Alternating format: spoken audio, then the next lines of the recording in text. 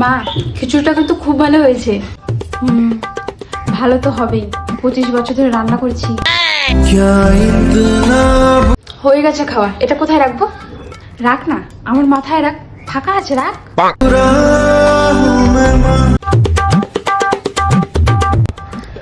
মা কোথায় যাচ্ছ?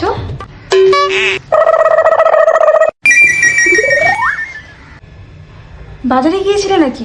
আমাকে তো বললেন না। ভুল হয়ে গেছে মহারানী সাহেবা, এবার থেকে কোথাও গেলে আপনাকে বলেই যাব। হ্যালো, হ্যাঁ, তারপর তোকে যে আমি কখন থেকে জামা কাপড়গুলো তুলে আনতে বলছি সেটা পারছিস না? না কখন বলছি? হ্যাঁ, একটু চুপ করো না, দেখছো তো ফোনে কথা বলছি। হ্যাঁ, আগে তোর বাবা চুপ থাকতে বলতো, এখন তুই বলবি। না, আমি বোবা হয়ে যাই, সেটাই ভালো আমার জন্য, বোবাই হয়ে যাই আমি। না না, আমি আর কিছু বলবো না তোকে।